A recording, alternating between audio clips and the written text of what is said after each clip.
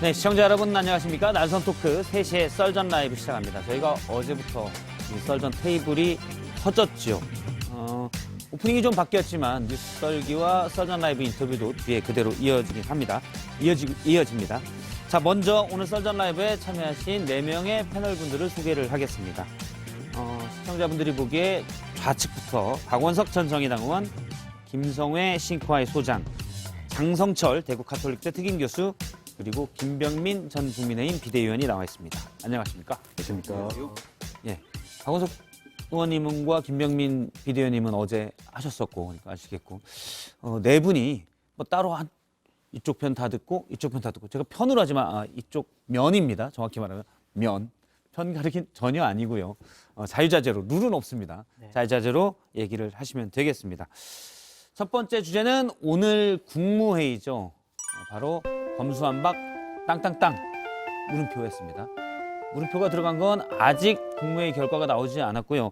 2시가 조금 넘어서 문 대통령이 주재하는 국무회의가 시작했다고 하는데, 제가 조금 전 청와대 출입하는 박수현 기자에게 확인을 해보니까 현재 국무회의가 진행 중이라고 하고 아직 브리핑이나 대통령의 모두 발언은 나오지 않은 상황이라고 합니다.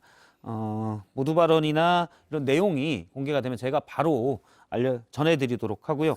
먼저 오늘 오전 국회 본회의에서 검수완박의 두 번째 법안 형소법 개정안이 통과가 됐죠. 이때 여야의 원내대표 발언이 있습니다. 잠깐 먼저 들어보겠습니다. 개혁은 특정 세력을 위한 수단일 수 없습니다. 오로지 국민의 자유와 인권을 더 두텁게 보장하기 위한 투쟁이었고 앞으로도 그럴 것입니다.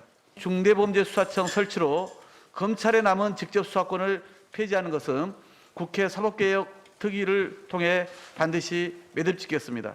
꼼수 탈당, 꼼수 안건조정위원회, 또 꼼수 본회의, 그리고 꼼수 국무회의까지 모든 게 꼼수로 점철이 된 처리였다. 문재인 정부와 민주당의 부정과 비리를 감추고 회피하겠다는 의도이고, 이렇게 무리하게 통과시킬 이유가 없는 거 아니겠습니까? 시작, 과정, 결과 모두가 불법이고 부당하다, 이렇게 말씀드립니다. 네, 오늘 지금 보시는 화면은 오늘 국민의힘 의원들이 청와대 앞에서 의원총회를 가졌습니다. 저렇게 피켓과 현수막을 들고 얘기를 했는데요. 검수완박에 대해서 대통령이 거부권을 행사하라라고 얘기했고, 문 대통령의 면담을 요청했습니다. 당연히 면담은 이루어지지 않았고요. 자, 일단 뭐 아직 국무회의 결과가 나오지 않아서 뭐 어떻게 보십니까? 거부권을 행사할 가능성은? 가능성이 있다면 시간을 왜 옮겼겠습니까? 그죠? 가능성은 없다고 보고요. 개인적으로 궁금한 대목은 이게 이제 이 정부 마지막 국무회의잖아요. 통상은 이런 이슈가 없었다면 지난 5년간의 소회를 비롯해서 국무위원들도 한마디씩 하고 이런 국무회의일 텐데, 이번에는 굉장히 갈등이 많은 이슈가 국무회의 테이블에 올라왔기 때문에 대통령께서 모두 발언을 어떻게 하실지 이게 굉장히 궁금해요. 예. 검수완박 문제에 대해서 이제 대통령께서 평소에 가지고 계셨던 생각을, 그리고 오늘 국무회의에서 이걸 공포하는 그런 의미를 직설적으로 얘기를 할지, 아니면 그냥 그건 드라이하게 얘기하고 지난 5년간의 소회에 대해서 얘기할지. 야당이 어쨌든 뭐 거부권 행사까지 얘기를 하고 있고 또 면담도 요청하고 있고, 여전히 이제 국민 여론이 호의적이지만은 않잖아요. 지금 이 검수완박 처리 방식에 대해서 특히 대통령께서 무슨 말씀이 있을 것 같은데 어떤 말씀을 하셨을지 그게 궁금합니다. 그냥 뭐 국무회의 규정 같은 경우에 마음대로 자의적으로 해석을 하는 이 정권 아니겠습니까? 금요일 날 한 번 더 해서 그때 그냥 소회 말씀하시면 될 것 같아요. 예. 저는 기본적으로 문재인 대통령께서 민주당의 대통령이다라는 것을 선포하시고 임기를 그만두려고 하는 것이 아니냐라는 생각이 듭니다. 야당이 반대하고 그리고 많은 시민단체, 법조계 단체가 반대하는 법안에 대해서 본인이 국무회의까지 시간 옮겨면서까지도 이렇게 처리하려고 했던 모습, 끝까지 실망스럽습니다. 문재인 대통령이야 사실 이제 5월 9일이면 임기가 다 종료되고 끝나지 않습니까? 대통령이 이제 양산 사저로 가면 그만일 거라고 생각을 해요. 그럼 남은 사람들은 더불어민주당 국회에 있는 사람들이고, 이 민심들과 함께 선거를 치러야 되는 것도 더불어민주당에 같이 있는 사람들의 목 아니겠습니까? 뭐 민주당이 선택하고 문재인 대통령이 한 몸으로 같이 이행하는 건 어쩔 수 없는 일이라고 보더라도, 지금 국민 여론 전체를 보게 되면 무리하게 문 대통령 임기 동안 이 검수완박 법안을 처리하는 것에 대해서 그렇게 동의하는 국민들이 많지가 않습니다. 뭐 대통령은 그냥 국무회의에서 땅땅땅 치고 가면 그만이라 치지만 남은 민주당 의원들이나 여기에 대해서 지방선거를 치러야 되는 저 지방선거에서 기초단체장, 기초의원, 광역의원 후보들은 애가 타는 심정이지 않을까 생각하는데 왜 이렇게 무리하게 처리해서 통과시키려고 하는지에 대한 의구심 한번 말씀을 드리고요. 오늘 하루 많은 일들이 일어나게 되는데 인수위원회에서는 오늘 새로운 5년 새 정부의 국정과제를 발표하게 됩니다. 그러니까 새로 시작되는 정부의 나름대로 미래 비전도 좀 그릴 수 있게 하고 문재인 정부의 마지막 국무회의면 지난 5년을 마무리 짓는 좀 아름다운 모습을 그려야 되는데 문 대통령 개인에게도 굉장히 불행한 국무회의의 마지막 단면이라고 생각합니다. 저희 분수협에서 긴급 의원총회를 국민의힘에서 했습니다. 이제 이걸 보면서 좀 자괴감이 들었는데 긴급 의원총회라고 하면 어쨌거나 국회에서 이 대의민주주의의 꽃이라고 하는 정당의 최고 의사결정 기구인데 이 의사결정 기구가 지난주 금요일에 다 합의했던 중재안을 통과시키는 과정이었거든요. 근데 통과를 자기들이 합의해서 의원총회라는 과정까지 거쳐서 당선자의 허락까지 받아서 다 통과시켜 놓고 그 다음날 이준석 대표가 한동훈 후보자한테 물어보니까 아니라고 하더라. 그러고 나서 그 다음날 윤석열 이 당선자가 불쾌감을 표시하니까 의원총회 결과가 전체가 다 뒤집혀서 원점으로 돌아가고 나서 민주당에게 의회 민주주의 파괴를 얘기하는 것은 글쎄요. 저는 의원총회에서 결정한 상황에 대한 어떤 이 엄중함에 대해서 국민의힘이 너무 가볍게 보시는 게 아닌가. 그렇게 말씀하셨던 분이 일주일도 안 돼서 피켓을 들고 자기들이 합의해서 통과시킨 안을 부결시켜달라고 말씀드리는 것은 조금 잘 납득이 잘 안 되네요. 사실 권성동 의원의 그러한 합의안 도출 때문에 저희 같이 우파 쪽에 있는 평론가들이 평론하기가 상당히 곤혹스럽다라는 것을 말씀드리면서 그렇다고 본인이 실수라고 했잖아요. 미스라고 얘기를 하지 않았습니까? 그러고 나서 계속 더 협의하고 합의하자라고 하는데 의회 민주주의자를 선언하신 박병석 국회의장께서 저렇게 밀어붙이게 하는 게 맞습니까? 근데 이렇게 중대한 이슈를 덜컹 합의해 놓고 의총 추인까지 맞춰 놓고 돌아서 가지고 실수라고 한다 그래서 원점으로 되돌릴 수 있는 문제가 아니에요. 잠깐만요. 그게요. 사실은 이렇게 중대한 이슈에 대해서 단지 원내대표가 가서 협상을 해왔는데 그게 잘못됐다면 의총에서 뒤엎었어야죠. 근데 의총에서도 일부의 의원들만 이견 제시했을 뿐이고 그냥 통과가 됐단 말이에요. 그러면 사실 의회 민주주의라는 거는 내용 못지않게 절차가 굉장히 중요한 겁니다. 국민의힘 당규에는요. 당연히 그 여당 입장에서 민주당의 입장에서는 아니 이거 저 번복할 수 없다. 합의한 걸 가지고 그 의총 추인까지 한 걸 가지고 당연히 그럼 명분을 준 거 아니겠어요? 예. 근데 뭐 이렇게 당당하게 큰 소리를 쳐요. 그러니까 사실 그게 맞는 건데 국민의힘 당규에 보면은 기타 중요한 당무는 최고위원회에서 의결한다라고 되어 있어요. 그 부분을 그건 차용해서 국민의힘 하는 내부 거고. 사정이고 그러니까 제가 상대가 한 있는 말씀 게 조금 드리겠습니다. 지금 이제 민주당에서는 다 합의된 상황인데 의총에서 합의가 끝나는 거기 때문에 실질적으로 권성동 원내대표의 합의안을 갖고 처리하는 게 뭐가 문제가 있냐. 이거 하나를 가지고 밀어붙이면서 정당성을 찾고 있는 모습으로 보입니다.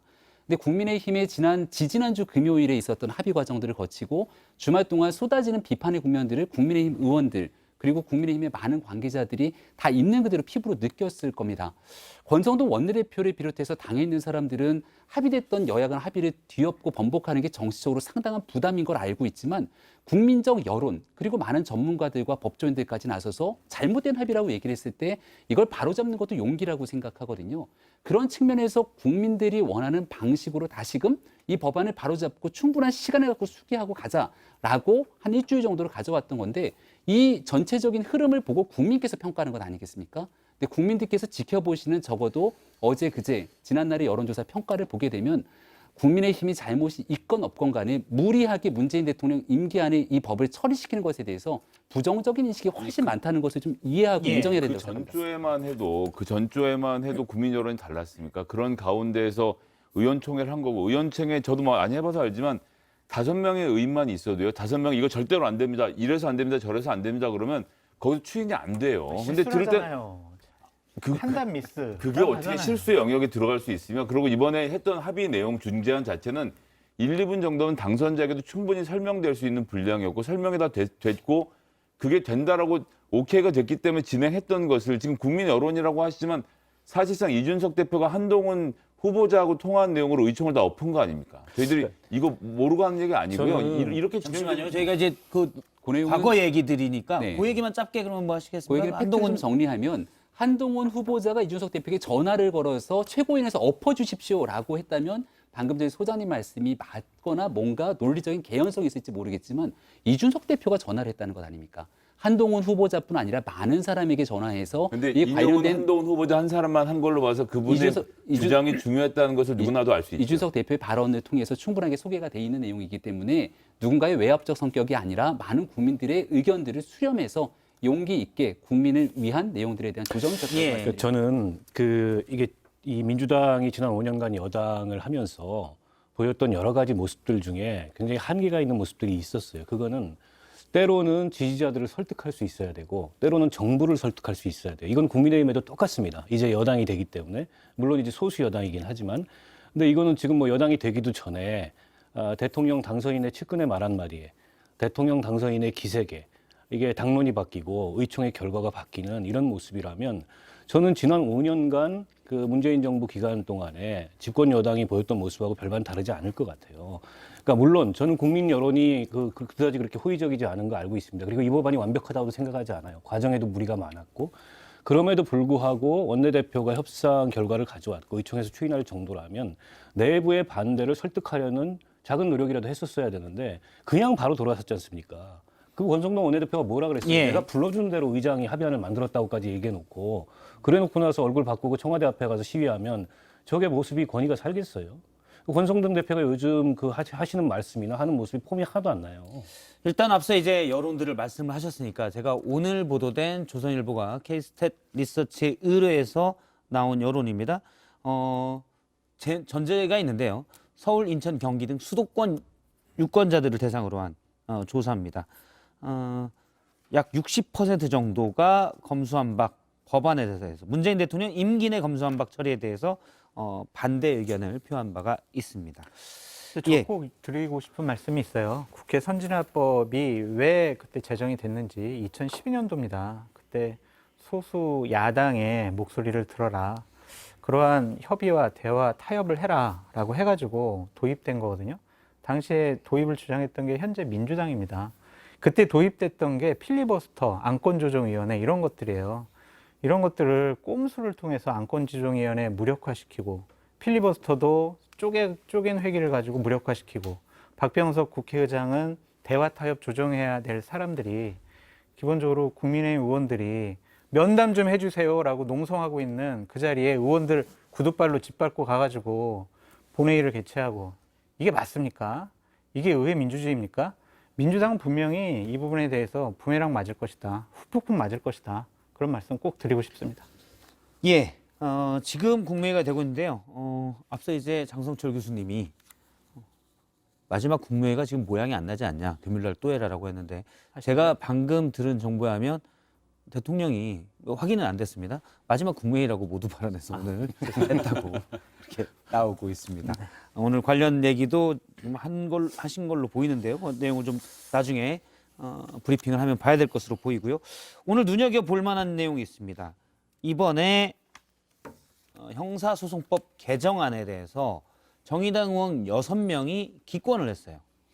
일단 그건 박원석 전 의원님이 좀 얘기를 해주시겠습니까? 어제 기권한 배진교 이유가? 원내대표가 지난 검찰청법 표결에서 전원 찬성했던 이유와 더불어서 이제 형사소송법 표결에 대해서 동의할 수 없다는 예고 브리핑을 했고요. 두 가지 이유입니다. 지난번에 검찰청법 개정안에 대해서 저는 찬성했던 이유는 일단 검찰청법 개정안에는 검찰의 직접 수사 범위를 축소하는 내용 이외에 특별한 내용이 없어요. 예. 그리고 정의당이 중재안으로 제안을 했던 선거 관련된 수사는 올 연말까지 할 수 있도록 하는 그 내용이 포함이 돼 있어요. 근데 이제 정당이 본인이 어쨌든 중재안을 내놓고 그게 받아들여졌는데 거기에 기권이나 반대한다는 것은 또 다른 차원에서 무책임하다 이런 논란이 있을 수 있기 때문에 예. 거기에 대해서는 찬성을 했으나 형사소송법 개정안은 내용상으로도 그리고 합의 정신에 비추어가도 문제가 많습니다. 일단 국회의장 중재안에 없었던 예를 들어서 경찰의 불송치 사건에 대한 이의 신청권, 특히 이제 고발 사건의 이의 신청권이 없어졌습니다. 예. 근데 이거는 뭐 사회적 약자들이나 혹은 공익 목적의 그런 고발에 있어서 피해자의 권리 구제를 제약하는 매우 심각한 독소 조항이기 때문에 거기에 내용적으로 동의할 수 없다는 게 하나 있고요. 예. 그리고 왜 이런 내용이 갑자기 끼어들어가냐? 정의당 배진교 원내대표의 브리핑에 따르면 우리 모르는 사이에 여야 간에 그렇게 절충이 됐다. 근데 거기서 여야 간에. 여야 간에 절충이 됐다는데 그게 무슨 의미인지 모르겠어요. 국민의힘은 한사코 아니라고 하는데 여야 간에 절충이 됐다라는 얘기가 있어서 그건 좀 진실을 확인해 봐야 내용이 될 좀 것 같고. 복잡할 것 같아서 저희가 잠깐 간단하게 브리핑을 하면 문제가 되는 안은 형사소송법 개정안의 245조의 7항입니다. 경찰이 불송치 결정한 건에 대해서 고소인과 고발인, 피해자 또는 법정 대리인이 이의 신청이 가능하다라고 있는 게 현행 법안인데 지금 개정안에는 여기서 고발인이 빠져 있습니다. 그러니까 장애인권센터의 김예원 변호사 같은 경우 이제 이런 걸 문제 삼는데 왜냐하면 사회적 약자 그리고 스스로 고소하기가 좀 힘든 사람들, 공익제보자 같은 경우 대표적이죠. 공익제보자가 대표적이고요. 시민단체죠. 예, 시민단체 같은 분도 있죠. 이분들은 이제 이의 신청을 할 수가 없어요. 그러니까 경찰이 불송치 결정을 내리면 이거 아닌데 이거 좀 더 봐야 되는데라고 고소인이나 법률 대리인은 할 수 있지만 고발인은 할 수가 없는 근데 조항입니다. 이게 이제 문제가 심각한 게 위헌적 요소도 일부 있어요. 우리 헌법에 따르면 이제 재정 신청권이 있지 않습니까? 예. 그건 항고, 재항고 통해 가지고 재정 신청까지 할 수 있는데 고발 사건은 재정 신청은 법원이 결정하는 겁니다. 근데 고발 사건에 있어서는 경찰이 그걸 결정하게 돼요. 이의 신청을 할 수 없으니까. 그래서 저는 이 조항은 추후에 지금 사개특위를 구성하기로 뭐 언제 구성될지는 모르겠습니다만 했기 때문에 거기서라도 내용적으로 충분히 검토돼야 될 것 같고 정의당이 오늘 이 법안에 동의하지 못한 이유는 형사소송법 개정안 내용에 특히 이 조항과 관련된 내용에 이견이 있어서 동의하지 않았습니다. 많은 분들이 이 조항에 문제가 있다고 하는데 어떻게 보면 그만큼 신속하게 또는 성급하게 하다 보니까 이런 부분들이 잘 완비되지 않았다는 지적이 나올 수 있거든요. 그래서 어차피 지금 법안은 오늘 통과가 됐고 그러면 뭔가를 보완하거나 좀 더 완전한 법안을 하기 위해서는 어떤 것들이 해야 되나를 좀 얘기를 이게 해보겠습니다. 결국은 토요일자로 이 법안에 대해서 본회의에 상정이 됐고 필리버스터가 진행이 됐던 것 아닙니까? 하지만 회기 쪼개기로 인해서 토요일자가 끝나버린 내용들을 이제 오늘 최종 법안에 처리한 건데 그때 정의당이 필리버스터 등을 통해서 조금 더 강하게 목소리를 내줬다면은 이 법안이 무리해서 오늘 처리 통과가 됐겠습니까?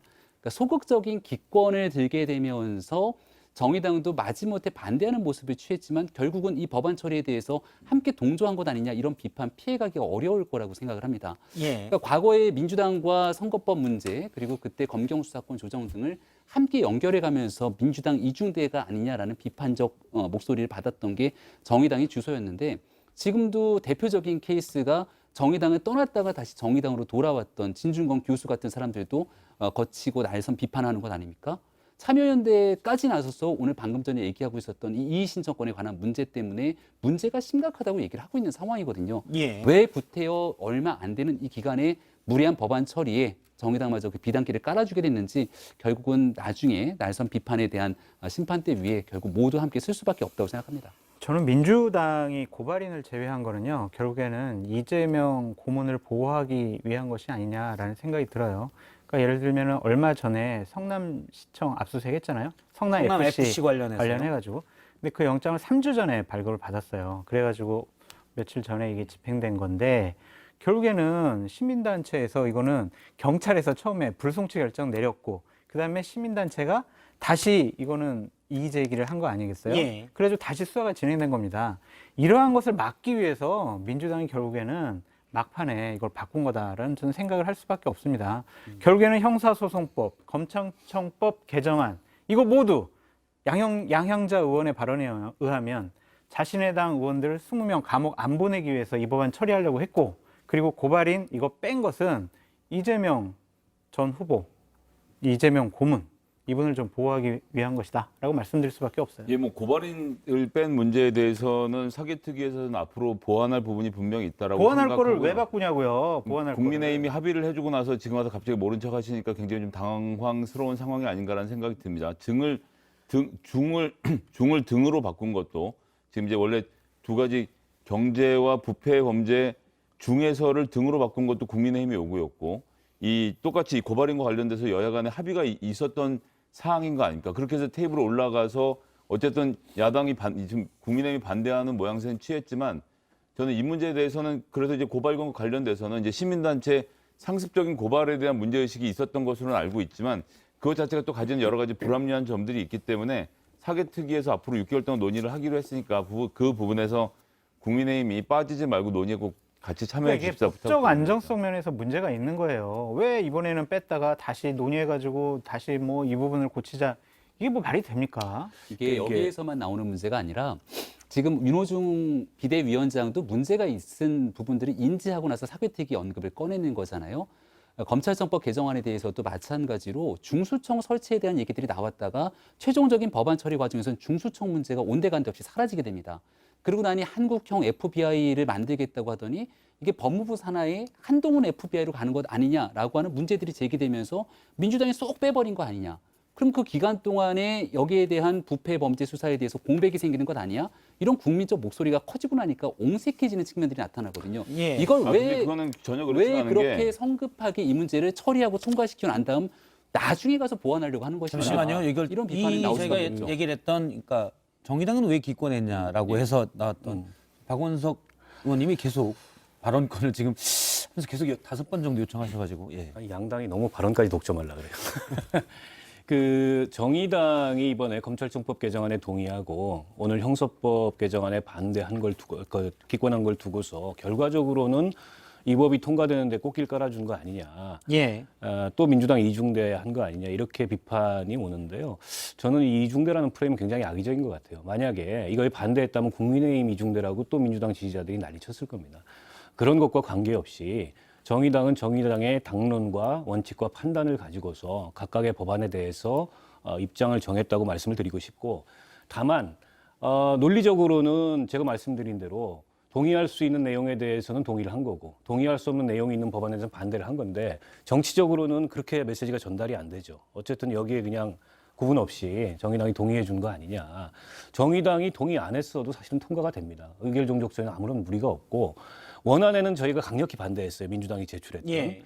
그리고 필리버스터 종결을 민주당에서 타진해 왔을 때 그것도 동의할 수 없다. 의회의 그 의사일정 진행 방식, 소수자에게 보장된 반론권을 소수당 스스로가 봉쇄하는 것을 동의할 수 없다. 그래서 동의하지 않았고, 회기 쪼개기에 대해서도 일부 의원은 찬성했지만 일부 의원은 또 반대 의사를 표했습니다. 그조차도 변칙적인 의사진행 방식이기 때문에. 다만 이제 통과가 기정사실화된 상황에서 정의당이 원래 갖고 있던 당론이 수사기소권은 분리돼야 되고 검찰의 직접 수사권을 축소하는, 그리고 게다가 정의당에서 중재로 냈던 선거범죄에 한해서는 연말까지 수사권을 유지하자라는 게 수용된 상황에서 그 법안을 반대하는 것은 스스로 모순이기 때문에 그건 찬성했고, 다만 형사법 내용은 저는 문제가 심각하다고 봐요. 반드시 이게 추후에 바로잡혀야 되는데 문제는 지금 별로 그렇게 언론에서도 문제 삼고 있지 않은데 지금 중수청 등을 논의하기 위한 사개특위 구성이 이게 결의안입니다. 근데 국회에서 결의안이라는 것은 강제적인 구속력이 없어요. 수많은 결의안이 통과됐지만 집행 안 된 경우들이 굉장히 많습니다.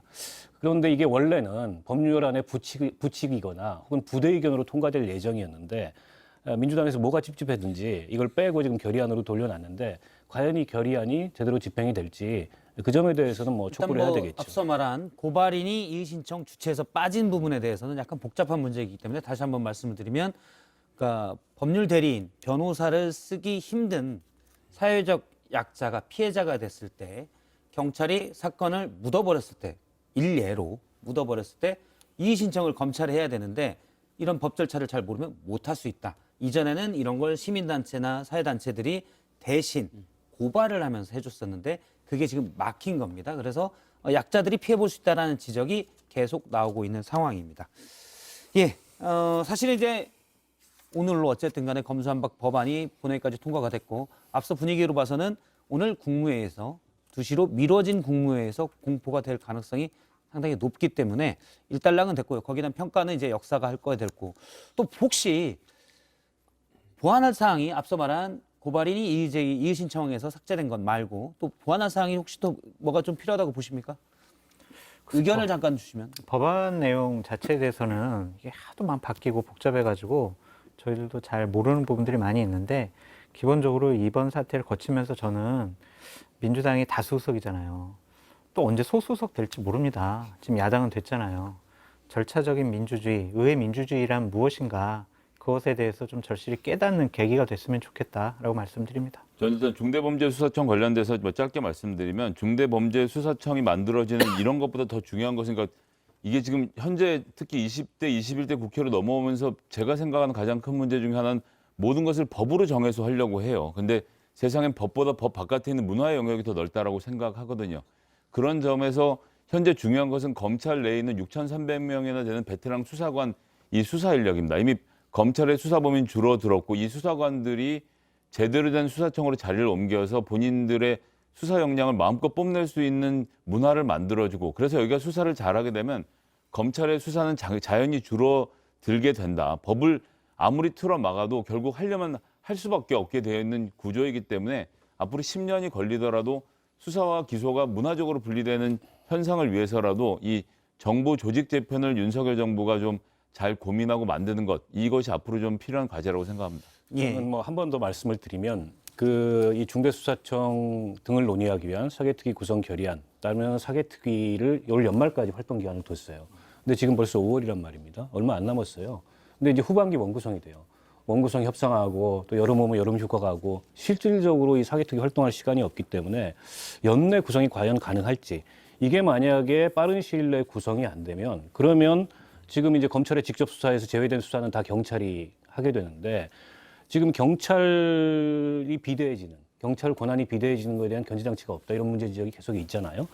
그래서 빨리 후속 논의들이 여기 따라 붙어야 되는데 자칫하면 그 후속 논의들이 지금 나와 있는 일정대로 밀도 있게 진행이 안 되게 되면 한동안 굉장히 중요한 범죄들에 대한 수사가 표류하면서 수사 공백이 빚어질 가능성이 있어요. 그 점을 가장 경계해야 된다고 봅니다. 이게 추가 입법이 필요한 내용들이지 않습니까? 뭐 사개특위를 하게 됐든 그 이후의 조치들은 결국은 국회에서 법안 처리를 통해서 만들어내야 되는 건데 지금 문재인 대통령 임기 내에 이걸 빠르게 처리하겠다는 이유는 대통령이 거부권을 행사할 수 없는 현재 상황에서 마무리 짓겠다는 것이고 5월 10일 윤석열 정부로 넘어가게 되면 민주당이 아무리 강한 의석을 갖고 있다 하더라도 무리하게 밀어붙이는 것에 대한 거부권을 행사할 수 있지 않습니까? 결국은 여기에 대해서 여야가 합의 조정되지 않는 내용들이 있게 되면은 계속해서 표류되거나 국민의 뜻과는 다르게 갈 가능성이 굉장히 높습니다. 다시 한번 말씀을 드리건데 이 내용이 이제 오늘 최종 공표가 되고 나면 좋은 내용으로 바로잡기 위해서 가기보다는 대단히 혼란스러운 상황들이 앞으로 수개월 넘게 펼쳐질 가능성이 높다는 얘기 드립니다. 저는 걱정스럽고 우려되는 부분 한 가지만 말씀드릴게요. 앞으로 이제 4개월 동안 저는 검찰이 야 그냥 그럼 지금까지 우리가 수사했던 거 제대로 한번 수사해보자. 여야 뭐 권력 눈치 보지 말고 그냥 대장동 사업 좋아 그냥 우리 다 한번 해보자 라고 해서 검찰발 수사 갈등이 어마어마하게 심해질 것 같아요. 뭐 소환 조사한다든지 기소한다든지 이런 것들을 4개월 안에 검찰이 다 털어버리려고 할 것 같아서 상당히 좀 우려스럽습니다. 일단 수사를 개시해서 어느 정도가 많이 나오면 뭐 묻히기도 힘든 그렇죠. 그런 상황을 노릴 수 있다는 그렇죠. 말씀이시죠. 근데 제가 한 가지 궁금한 건 사실 윤석열 당선인이 지난해 중수청 법안이 발의됐을 때는 강하게 반발을 하고 사실은 총장직을 물러난 게 그게 가장 큰 계기가 됐단 말이죠. 근데 지금은 이제 검찰 출신의 당선인이기 때문에 말하기 애매한 부분은 이해가 되는데 사실은 더 강력한 지금 검수완박, 뭐 반박이라고도 하는데 검수완박 법안이 공포가 지금 된 상황인데 별다른 조치가 없어요. 그래서 일각에서는 이런 얘기도 나옵니다. 혹시 뭐 검수 반박이든 해라. 내가 따로 또 다 대통령이 또 권한이 많으니까 그런 게 좀 있나요? 왜냐하면 김병민 비대위원이 전 대변인이었기 때문에 대변을 약간 해주시면. 검찰총장으로 재직하고 있었던 상황 속에서 검수완박을 그때 할 거냐 말 거냐에 대한 논란이 있었던 때입니다. 일각에서는 민주당이 검수완박을 추진할 것이다라고 얘기를 했지만 또 아니라고 나중에 선거가 지나고 났던 그 기간에서는 선거를 앞두고 있는 때는 아니 검수완박 조치를 하지도 않았는데 자기 정치하려고 검찰총장직 그만두고 나갔지 이런 표현을 썼거든요. 근데 당시에 검찰총장으로 재직하고 있었던 윤석열 당선인 입장에서는 민주당이 실제 검찰의 수사권을 다 뺏어갈 것으로 보여지는 시도들이 있었기 때문에 총장으로서의 직을 던져가면서 이를 막아야겠다라고 하는 의지가 있었던 겁니다. 결국 윤석열 당선인이 총장직을 던지면서 검수완박 있을 수 없다라고 얘기했기 때문에 민주당의 법안 처리 시도들이 그 이상 나아가지 못했던 게 현실입니다. 지금은 대한민국 국가 전체의 국민을 대표하는 당선자, 대통령이 된 상황이기 때문에 여야 국회에서 첨예하게 대립하고 있는 상황 속에서 과거에 있었던 논조를 가지고 당선인이 적극 개입하는 순간 사회적 혼란은 더 커질 수밖에 없을 겁니다. 그래서 국회에서의 역할이 조금 한 발 떨어져 있긴 합니다만 원칙적인 상황 속에서 형사사법체계의 근간을 흔들게 되는 것들을 너무 급박하게 처리하면 안 된다 정도의 수준에서 언급을 하고 나머지 국회에서의 일들에 대해서는 지금 현재 국민의힘이 나서서 국민을 대변해 주는 것이 맞다는 생각으로 나름대로의 정리 조정을 하고 있는 수준으로 저는 보입니다. 근데 이런 생각도 있어요. 오히려 윤석열 당선이 좀 즐기는 거 아닌가. 왜냐하면 즐긴다. 이 법안들의 세부 내역들을 좀 살펴보면 대부분 또 시행령, 대통령령으로 한다라고 하는 부분이 많아요. 그러면 윤석열 당선인이 대통령 되고 나서 하고 싶은 대로 시행령 만들 수가 있거든요. 그리고 또 하나는 예를 들어 지금 말씀은 이제 부패, 경제, 범죄 등에서 네. 밑에 뒤에 가면은 구체적인 사건은 대통령령으로 정한다라고 돼 있죠. 그러니까 뭐 다 경제에 연관돼 있다라고 하면 또 연관될 수 그렇죠. 있으니까. 그렇게 될 수가 구체적으로. 없습니다. 왜냐하면 그래요? 지금 현재 시행령의 경제 범죄는 뭐뭐뭐뭐, 다 부패 들어가 범죄는 다 정해져 있기 때문에 시행령 또 바꾸면 되잖아요. 아니 그렇지만 거기다 등이라고 바꾼다 해서 엉뚱한 것을 옮겨오는 것 자체는 그것이 아무리 대통령이라고 하더라도 중이든 등이든 그 범위 안에서 넓어지는 거는 어렵고 윤석열 당선자가 그렇게까지 무리하실 분은 아니에요. 그 말도 맞는데 시행령으로 바꿀 수 있는 부분들이 많고 또한 경찰이 오히려 말을 잘 듣습니다. 알아서 수사 잘하고. 봐보세요. 성남 FC. 이거 수사하는 거 보세요. 그래서 뭐 우리가 이런 식으로 검찰 수사권 뺏겨도 기본적으로 민주당을 향한 전임 정권을 향한 수사 알아서 할 거야 라는 생각도 있는 것 같아요. 저는 그렇다고 하더라도 그러니까 그 의견을 정리하면서 중대범죄수사청이 만들어진 뭐 한동훈 지금 법무장관에서 민주당이 두려워한다고 말씀하시는데 한동훈 법무장관이 아니다고 하더라도 어차피 임명권자는 윤석열 당선자입니다. 그리고 그것이 법무부가 아니라 행정부로 행안부로 넘어가면요. 거기엔 또 고등학교, 대학교 후배인 이상민 후보자가 지금 대기하고 있고 그런 상태인데 중요한 것은 당장 이번에 5년 정부 동안 윤석열 대통령이 수사권을 더 키우고 막 이런저런 활동할지는 모르지만 전국에 10년 길게 놓고 보면 검찰과 경찰이 수사권을 분리하게 되는 큰 흐름을 만들어가는 것이기 때문에 윤석열 정부에서 일부 부작용이 있더라도 이 방향으로 가는 게 당연히 맞죠. 저는 윤석열 당선인의 지금 심정은 급할 거 없다 한마디로 이런 게 아닐까 싶어요.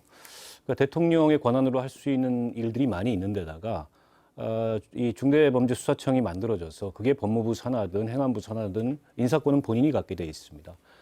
그리고 중대범죄수사청 민주당이 낸 법안에 따르면 그걸 법무부 산하로 두도록 돼 있어요. 그리고 지방청까지, 내나는 그렇게. 네, 지방청까지 다 두도록 돼 있고 그리고 임명권은 대통령이 갖고 그러면 이거는 현재 검찰을 두 개로 쪼개는 방안이 될 수도 있습니다. 중대범죄수사청의 수사 인력의 신분을 검사라고만 보장하면 수사검사와 기소검사로 현재 검찰을 이원화시키는 방안이 될 수도 있어요.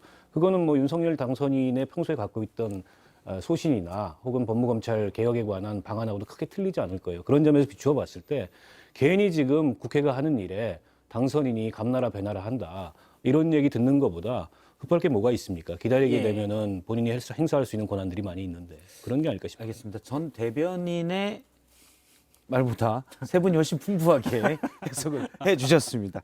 알겠습니다. 여기까지 검수한박 얘기는 듣고요. 조금 뒤에 청와대에서 브리핑이 나오면 오늘 국무회의에 대한 브리핑이 나오면 그때 또 연결해서 듣기로 하겠습니다. 다음은 오늘 또 관심사죠. 청문회 얘기를 들어보겠습니다. 자, 오늘은 정호영이다. 어제는 한덕수 총리 후보자 청문회가 있었고요. 오늘도 한덕수 총리 후보자 청문회가 이어지고 있지만 역시 관심이 많은 분은 정호영 보건복지부 장관 후보자입니다. 잠시 지금 청문회 현장이 연결이 돼 있는데요. 예, 잠깐 보도록 할까요? 그렇게만 말씀하시고 설명을 안 예. 하셨는데 아까 그 기회를 못 가지신 것 같아요. 간단하게 그거 좀 설명하시고 왜 그게 제도적으로 제가, 불가능한지 말씀 좀 한번 해봐죠. 예, 이 설문이 얼른 보면은 굉장히 주관적으로 보이는 것 같지만은 그 설문에는 그 추론 아마 그 방이 추론 방이었다고 들었습니다. 추론에는 나와야 되는 답의 숫자가 5개가 있다면 그 5개의 단어가 다 나와야지 만점이고 거기서 하나씩 이야기에서 덜 나올 때마다 감점이라고 알고 있습니다. 예. 그래서 지금 정호영 무슨 장관 면접이지만 후보자가 대답을 하고 있는 중입니다. 조금 전에는 부동산 임대 사업에 둘러싼 의혹에 관한 질의가 있었고요.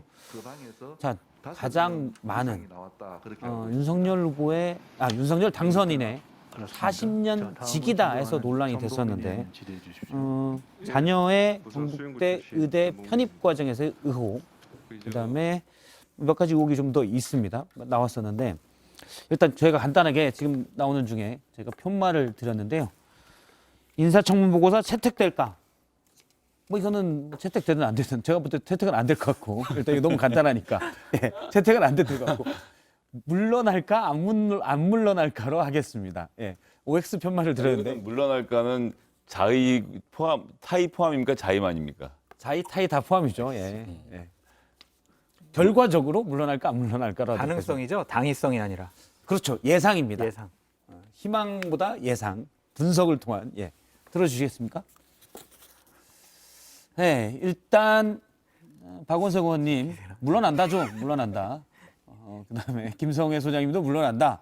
아니 비겁하게 뭐 하는 겁니까 두 분이? 아니 이게 당선자 의지가 너무 강하다는 것을 대변이 김병민 보여주고 비대위원님은 있어요. 뭐 하시는 겁니까? 입장을 명확히 표해 주십시오. 네. 세모로 알겠습니다. 그것도 입장이니까요. 그리고 역시 물러나야죠. 아니, 당위가 당위로 얘기하는 겁니까? 당입니다. 당이에요. 당위로 물러나야지. 물러나야죠. 역시 뭐 보수 쪽이지만 늘 쓴소리를 아끼지 않고 그래서 앞길이 조금 어두운 장성철 교수님께서는 제가 이게 든 이유가 당위나 국민적 정서로 보면 용인되지 않는 일들이 너무 많죠. 거기에 대한 이제 해명들을 하나둘씩 하고 있는데 오늘 정호영 후보자의 이 멘트를 쭉 들어보니까 비판의 여지들이 있는 건 알겠는데 도덕적으로 그렇게 부족한 일을 하지 않았다고 본인은 강하게 믿고 있는 것 같아요. 그렇기 때문에 본인 스스로 물러날 의지가 별로 없어 보여서 일단은 여기에 대해서 제가 이제 세모를 든 것이고요. 그 당선자 보통은 이런 경우들이 있게 되면 가장 쉬운 방법은 자진 사퇴하는 게 쉬운 방법이고 그보다 자진 사퇴를 하지 않으면서 끝까지 가게 됐을 경우는 당선인 이제 대통령이 되고 난 뒤에 지명을 처리하게 되는 건데 지명 철회라는 카드는 굉장히 좀 어려운 정치적 부담감을 안게 됩니다. 그러니까 거기까지 갈 수 있을지에 대한 고민들이 있기 때문에 오늘 청문회 과정들을 지켜봤을 때는 정호영 후보자의 의지가 너무 강하다. 그리고 그 다음 언론에서 이제 숱한 의혹들을 제기했는데 그 이상의 것들을 좀 증명해내기 위한 민주당의 이 전투력 이런 게 좀 현저하게 떨어지는 것이 아닌가 싶어서 아직 오늘까지 지켜본 청문회 과정에서는 정호영 후보자가 바로 큰일 났네 그만둬야지 하는 모습들이 잘 보이지는 않는 것 같습니다. 왜냐하면 김인철 후보자가 오늘 자진 사퇴를 했기 때문에 혹시 정호영 도라는 맥락에서 여쭤봤습니다. 저는 정호영 후보자의 국민적인 눈높이, 그다음에 개인적인 윤리, 도덕성 이게 좀 괴리가 있는 것 같아요. 저는 이것만 봐도 되게 도덕적으로나 윤리적으로 문제가 많은 것 같은데 본인은 문제 없다고 생각하는 거는 다른 나라에서 사는, 다른 별에서 사는 분이 아니냐라는 좀 생각이 듭니다. 다른 의혹 많지만 어쨌든 연구 논문과 자녀 연구 논문과 관련해서는 이거는 해명이 안 돼요. 그걸 가지고 편입해가는데 중요한 판단 근거가 됐기 때문에 자칫 잘못하면은요 정호영 후보자 같은 경우에 본인과 가족들이 조국 전 장관처럼 수사받을 수가 있을 것 같다라는 좀 생각이 듭니다. 법적인 문제를 따지기 위해서 우리가 인사청문회 하는 건 아니죠. 인사청문회 하는 이유는 이 사람이 도덕적, 윤리적으로 국민 눈높이에 맞느냐 안 맞느냐 그걸 판단하는 거거든요. 이미 국민적인 판단은 내려졌다라고 보여집니다. 우리나라 1년 예산이 600조 규모잖아요. 보건복지부 한 부처가 다루는 예산이 2022년 기준으로 97조 4,767억입니다. 그러니까 전체 예산 6분의 1을 담당하는 엄청난 부서죠. 그리고 한덕수 총리 후보자께서도 말씀하셨지만 앞으로 산업이 발전한다면 보건복지 분야에서 가장 큰 산업에 만들어질 것이다 라는 이야기도 하고 있어요. 그런데 본인이 부원장과 병원장으로 근무하던 경북대에 자기 아들, 딸이 와서 시험 보는 것도 별 문제가 없고 나는 부탁한 적이 없는데 논문 공저자 4명이서 6번의 테스트에서 5번을 자녀들에게 가장 높은 점수를 준 것도 나는 모르는 일이다라고 말씀하시는 정도의 수준이라면 공직자로서의 기본 윤리의식이 아예 마비되어 있는 분이라서 이분 지금 97조 예산 맡겨놓으면 경북대가 제일 잘하는 대학이라서 내가 경북대 의대에 300억 줬는데 뭐가 문제냐라고 하실 분이거든요. 전 이건 공포 영화에 가깝다. 무슨 법적인 문제를 따지는데 여기는 검찰이 아닙니다. 국회는 이분이 공직자로서 윤리를 수행할 수 있는 기본적인 도덕관이 있는지를 보는 건데 안 될 거라고 봅니다. 그러니까 오늘 답변을 하는 걸 보니까 국민적 눈높이에서는 불편한 점이 있지만 도덕적 윤리적으로는 문제가 없다. 이게 무슨 말인지 모르겠어요. 국민적 눈높이에서 불편한 게 도덕적 윤리적으로 문제가 있다는 얘기거든요. 아마 이분이 버티는 이유는 불법이나 위법이 드러난 건 없고 조국 전 장관처럼 수사를 받지 않을 것 같다. 내지는 수사를 받아도 털리지 않을 것 같다. 이런 자신감 때문에 그렇게 얘기하는 것 같은데 오늘 국민의힘의 청문위원들도 누구 한 사람 정호영 후보자를 두둔하거나 방어하려는 청문위원들이 없었어요. 당연히 인사청문 보고서는 채택이 안 될 거고 거의 여야 합의에 의해서 채택이 안 될 겁니다. 그쯤 되면 저는 본인이 아무리 계속 가고자 하는 의지가 있어도 전화 간다. 전화 예. 가면은 물러나지 않을 도리가 없다. 이렇게 봅니다. 잠시만요. 지금 문 대통령이 오늘 국무회의가 끝났고요. 검수완박 법안, 그러니까 검찰청법 개정안과 형사소송법 개정안에 대해서 국무회에서 공포를 했습니다. 공포안을 의결했습니다. 그래서 이제 법이 시행이 되게 됐습니다. 앞서 이제 모두 발언이 제가 지금 받은 안이 좀 있었는데요.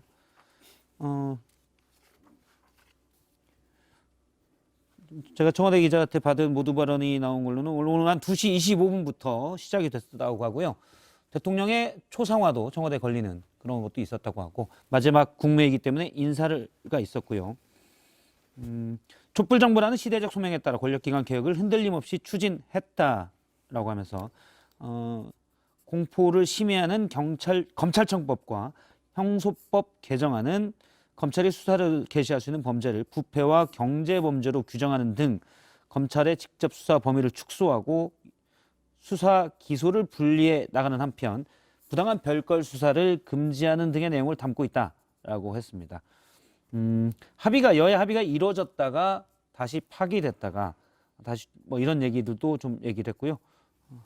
그러면서 이게 이제 모두 발언에 있었던 내용입니다. 그러면서 오늘 결과적으로는 공포안이 의결했습니다.